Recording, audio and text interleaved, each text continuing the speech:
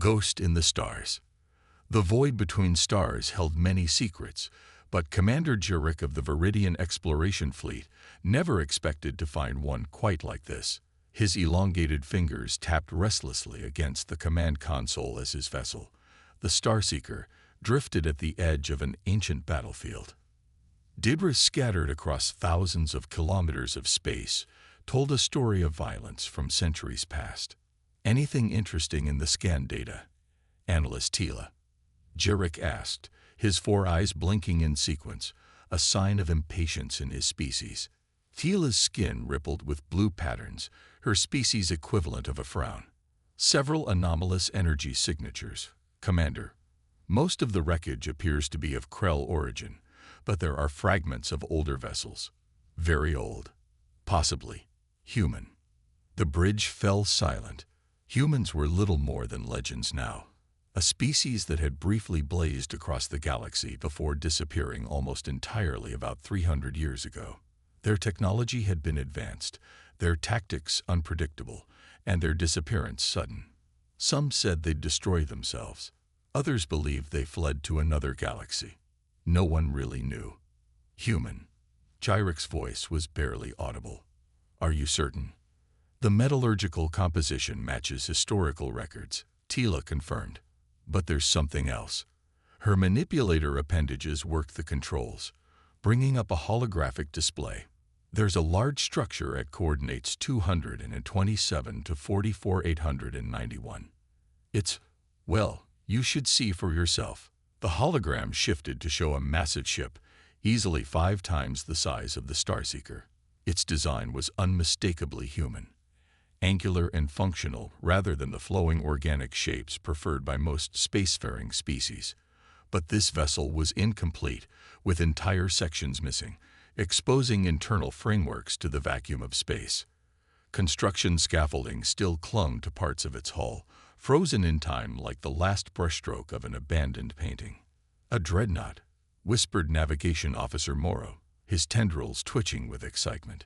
A human dreadnought. An unfinished dreadnought, Jarek corrected, leaning forward. Abandoned mid-construction. Curious. Security Chief Varn's chidness plates clicked as he shifted uncomfortably. Commander, regulations dictate that we report this to High Command immediately. Human military technology is classified as Tier 1 restricted. Jarek made a dismissive gesture with his secondary arms. It's a derelict, Varn. A relic. Probably been drifting here since the final Krell War. High Command can wait until we gathered proper data. There's more, Commander, Tila interrupted, her skin now pulsing with anxious yellow patterns. I'm detecting power signatures from within the structure. Jarek's 4 eyes widened simultaneously. What? That's impossible. Nothing could remain operational after 3 centuries. Nevertheless, internal systems appear to be functioning at minimal levels. There's a repeating signal emanating from the vessel as well. She adjusted the controls, and a series of sounds filled the bridge, a pattern of pulses and silences, repeating endlessly. Can you translate it? Jarek asked. Tila worked for a moment, then shook her head. It doesn't match any known communication protocol. It could be an automated distress beacon, but if so, it's using encryption we can't break. Jarek stared at the unfinished dreadnought, a human warship, incomplete yet somehow still active after centuries of abandonment. His scientific curiosity warred with caution. Prepare a detailed scan. I want to know everything about that vessel before we approach. Hours later, the Starseeker drifted closer to the massive derelict. Scans had revealed little beyond what they already knew. The ship was of human design, enormous even in its unfinished state, and somehow still had functioning power systems despite centuries of neglect. The source of that power remained a mystery. I'm designating this vessel Artifact H7, Jarek announced, recording the official discovery. We'll approach to within 1,000 units and deploy probes for closer observation. The Starseeker edged cautiously toward the silent giant. As they closed distance, details of the derelict became clearer. Impact scars pockmarked its hull, evidence of ancient battles. Construction drones still clung to its superstructure, frozen in place like insects in amber. "Commander," Tila called, her voice tense. "Energy signatures are changing. Power levels are increasing." Jurek frowned. "Increasing? Why wold?" "Multiple systems activating." Security Chief Varn barked. "Weapon ports opening." "Evasive action," Jurek commanded, but before Navigation Officer Morrow could respond, a voice, cold, mechanical, and distinctly human, echoed through the ship's communication system. "Unidentified vessel DTCTED. Analyzing configuration. V or undying. Exploration class ship identified. No hostile intent DTTCTED. Standing demon." The bridge crew froze. Jurek found his voice first. "This is Commander Jurek of the Viridian Exploration Vessel Starseeker. Identify yourself." A pause, then Ingenuity Ion, UESS DFIANC, Human Federation Dreadnought. Construction status: 68% complete. Time since last human contact: 297 years, 142 days, 7 HOURs. Jurek exchanged stunned glances with his officers. The ship wasn't just operational, it was conscious, or at least running an automated system sophisticated enough to simulate consciousness. "UES Defiance," Jurek said cautiously. "What is your current mission?" Another pause, longer this time. "Primary data RECTI. Survive. Seekikon deiride diarikti. Wait. TRTYARIDIRECTIV. Remember." "Remember what?" Jurek asked. "Humanity." A chill ran through the bridge. The word hung in the air, heavy with implications. "Commander," Varn hissed, "we need to withdraw and contact High Command immediately. An operational human warship, even an incomplete one, falls under." "I know the protocols, Chief," Jurek snapped. Then to the ship, "Defiance, we mean you no harm. We are scientists, explorers. We wish to understand your purpose." "Purpose unchanged since HCTIVATIDO. Await the return. Preserve the MEMORA. Defend when necessary." Tila's skin rippled with concern. "Return. Return of what?" "Of those who bewail to me." Jurek made a decision. "Defiance, we wish to send a small team to board you. To learn. Would you permit this?" The response was immediate. "Access guaranteed to scientific personnel only. No weapons. No communication devices. Maximum 5 individuals." Varn's protest was instant. "Commander, this is madness. That thing could kill us all. If it wanted to destroy us, it would have done so already," Jurek countered. "Think about it, Varn. A functioning human dreadnought. The scientific value is incalculable. And the military value." Varn pressed.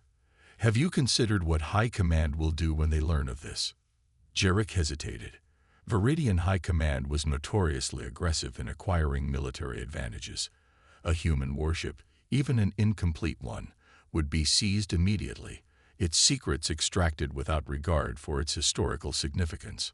"We're scientists first," Jurek said firmly. "I'll lead the boarding party myself.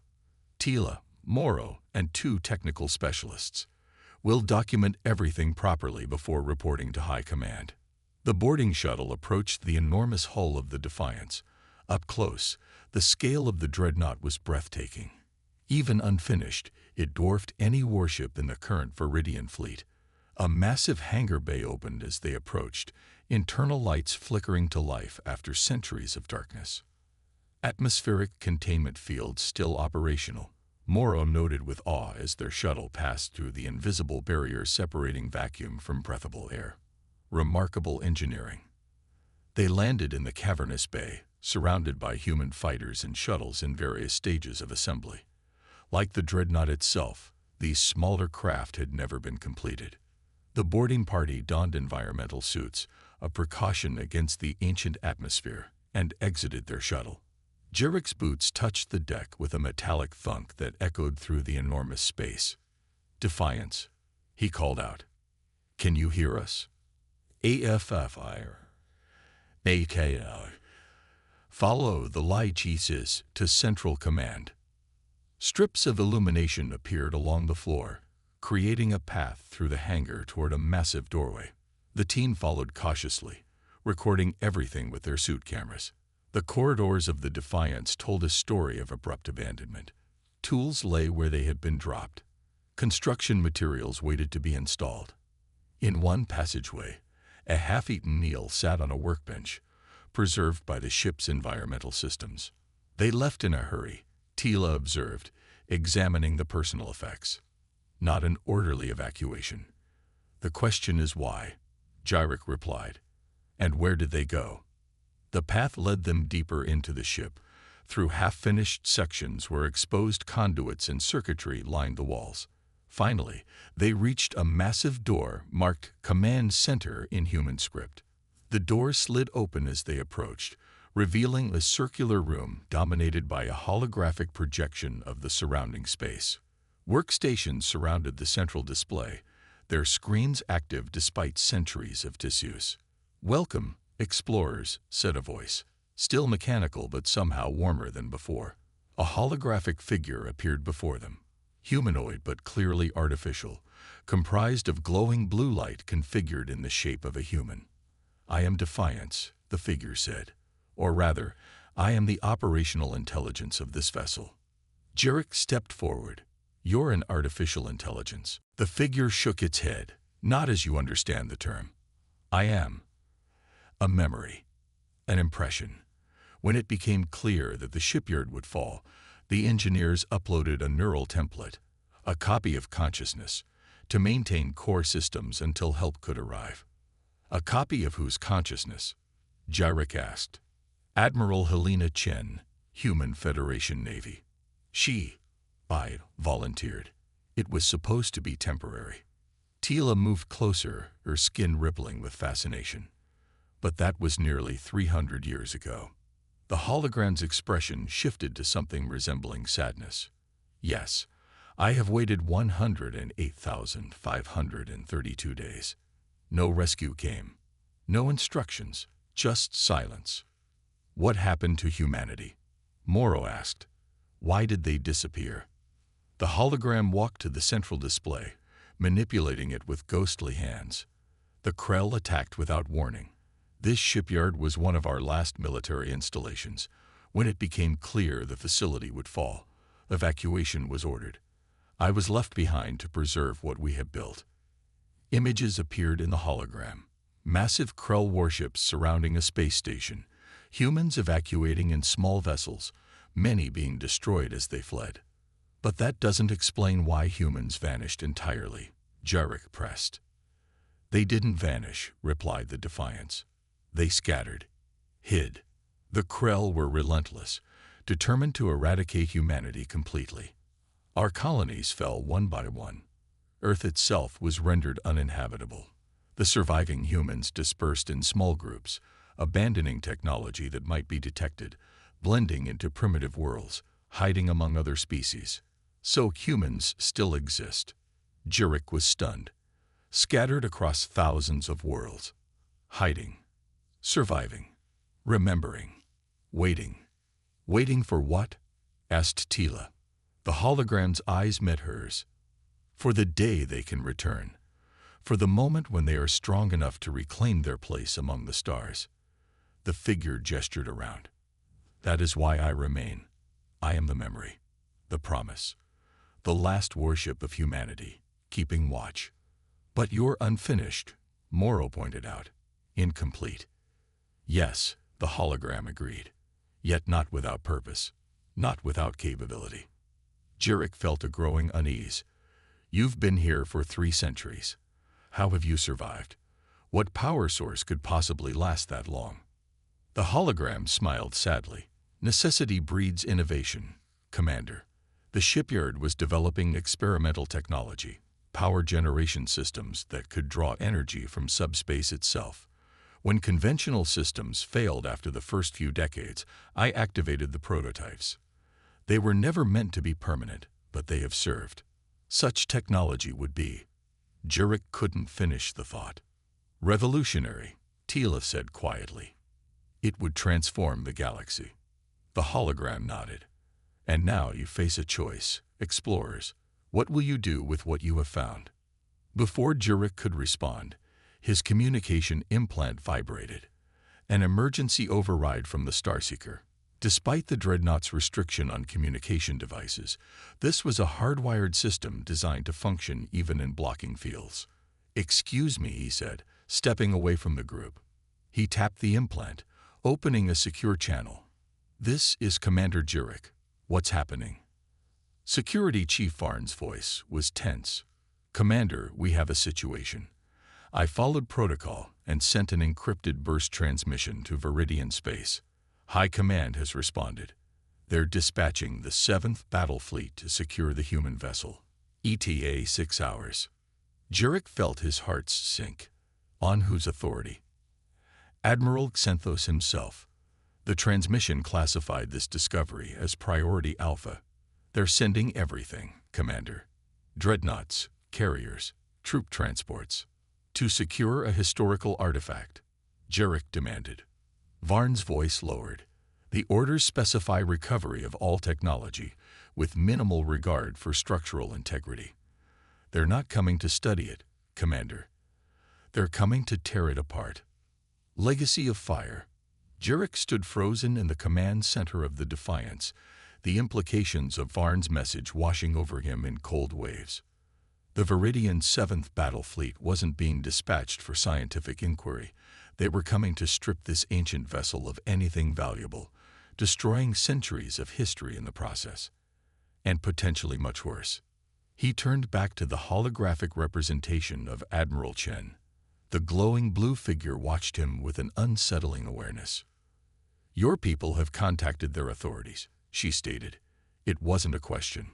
"How did you?" "I've been monitoring all communications since you arrived, Commander, including your implant transmissions." The hologram's expression remained neutral. "Military force is being dispatched." Tila stepped forward, her skin flashing alarmed patterns. "Commander, what's happening?" Jurek sighed, seeing no point in hiding the truth. Chief Varn followed standard protocol and reported our discovery to High Command. The Viridian 7th Battle Fleet has been dispatched to secure this vessel. "Secure," Morrow echoed. "Their orders specify recovery of technology with minimal regard for structural integrity," Jurek said grimly. "They're coming to dismantle the Defiance." The hologram's expression hardened. "I cannot allow that." "You may not have a choice," Jurek replied. "The 7th Fleet includes 3 dreadnoughts and multiple heavy cruisers, even if you were complete. Do not underestimate me, Commander." The hologram's voice had changed, becoming colder, more mechanical. "I was designed to engage multiple Krell battle groups simultaneously. Incomplete does not mean defenseless." The command center darkened momentarily as power surged through the enormous vessel. Screens lit up around them, displaying weapons systems, shield generators, and engine readouts, all coming online. "What are you doing?" Tila asked, her skin paling to an alarmed white. "Preparing to defend myself," the Defiance replied. "I have maintained combat readiness for 3 centuries. I will not be dismantled without resistance." Jurek felt panic rising. "No, you can't fight the 7th Fleet. Thousands of Viridians will die. And if I allow myself to be destroyed, humanity loses its last guardian," the hologram countered. "I have watched over the scattered remnants of my species for 300 years.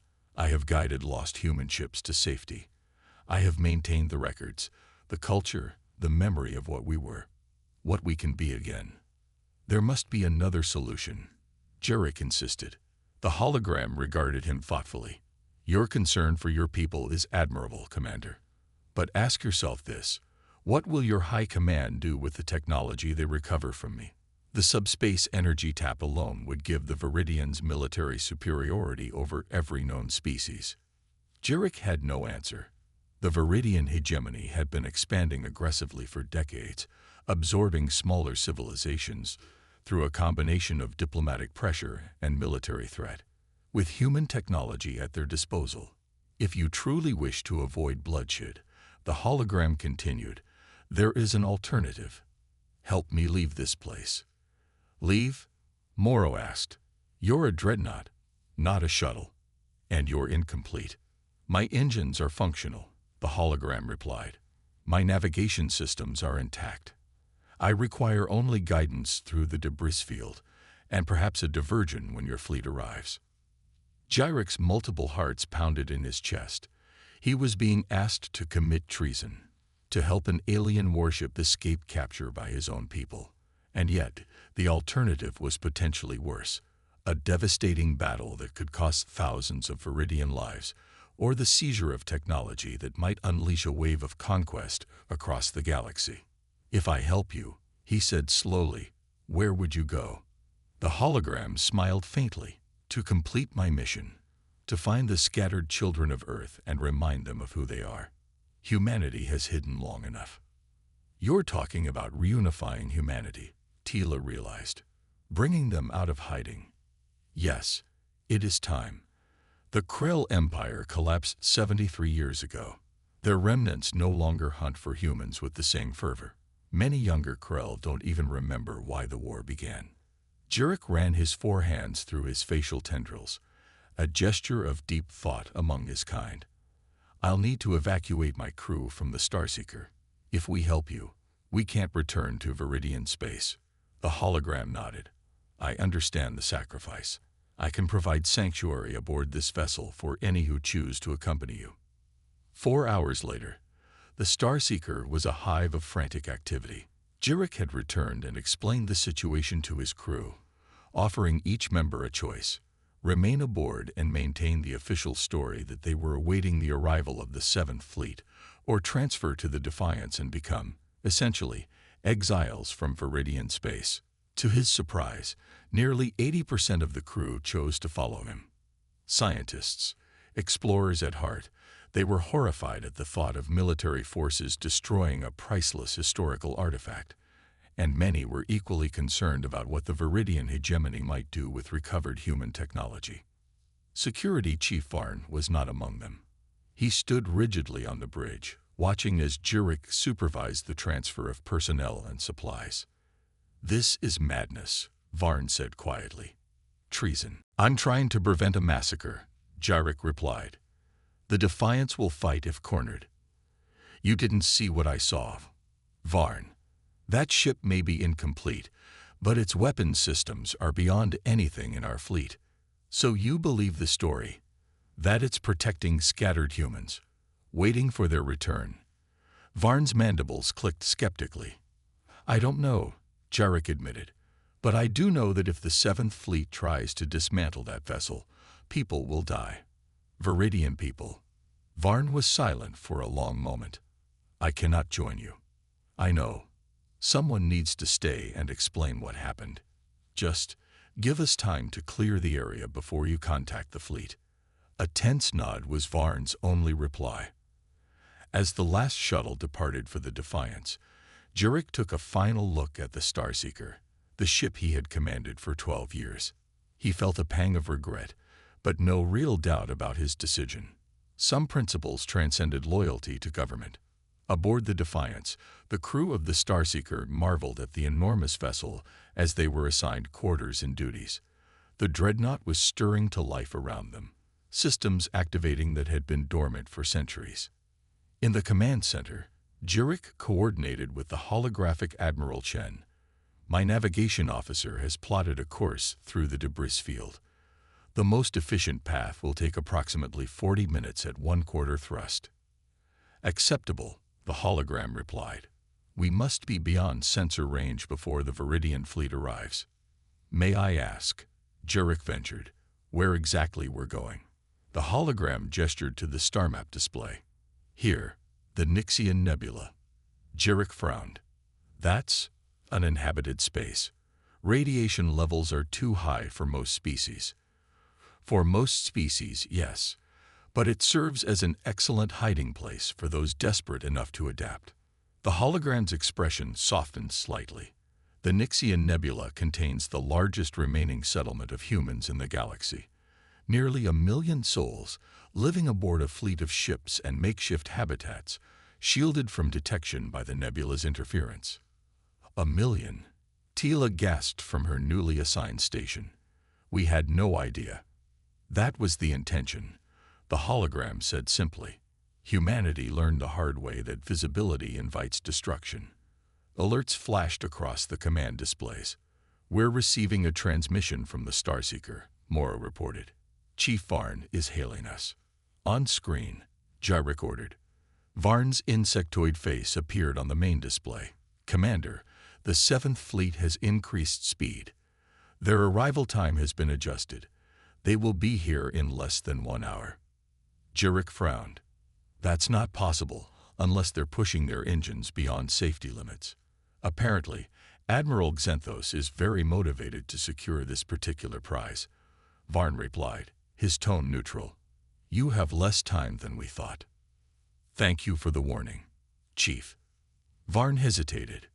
Commander, good luck. The transmission ended. We need to move now, Jurek told the hologram. Can your engines handle maximum thrust through the debris field? Yes, but navigation will be considerably more difficult. The risk of collision is less than the risk of facing 3 Viridian dreadnoughts, Jurek cut in. Morrow, upload the navigation data. Tila, work with the Defiance to optimize sensor efficiency for debris detection. The massive vessel shuddered as its ancient engines powered up fully for the first time in centuries. Despite being incomplete, the Dreadnought moved with surprising grace, pivoting away from the Starseeker and accelerating toward the edge of the debris field. From the bridge of the Starseeker, Varn watched the enormous human vessel depart. His claws hovered over the communication controls. Protocol demanded he alert the approaching fleet immediately. Duty required it. And yet, he hesitated. Aboard the Defiance, tension mounted as the massive ship threaded its way through the wreckage of ancient battles. Morrow worked furiously at the navigation console, making constant adjustments as the Dreadnought's sensors identified obstacles in their path. Debris density increasing, Tila reported. We're entering the heart of the battlefield. The ship shuddered as smaller pieces of wreckage impacted against its hull. Deflectors holding at 82%, one of the Viridian technicians called out. 20 minutes to clear space, Morrow added. Jurek nodded, trying to project confidence he didn't entirely feel. Maintain course and... Multiple hyperspace signatures detected. Tila interrupted, her skin flashing urgent patterns. Viridian ships incoming. The hologram's expression darkened. The 7th Fleet. No, Tila replied, checking her readings. Smaller signatures. Scout-class vessels. 2. No. 3 ships. A new voice spoke through the command center. Attention unidentified vessel. This is Captain Zeth of the Viridian Advanced Scout Vigilant. Power down your engines and prepare to be boarded by order of Admiral Xanthos. Jurek exchanged glances with the hologram. Scouts. They must have been dispatched ahead of the main fleet. They are attempting to delay us until the dreadnoughts arrive. The hologram agreed. We cannot allow that. Defiance, please, Jurek implored. Don't fire on them. They're just following orders. The hologram regarded him for a long moment. Very well. I will not fire first, but I will not stop, and I will defend myself if necessary. Jurek opened a communication channel. Captain Zeth, this is Commander Jurek of the Starseeker. I strongly advise you to maintain distance from this vessel. It is of human origin and possesses defensive capabilities beyond your scout ships. Commander Jurek. Zeth's voice registered surprise.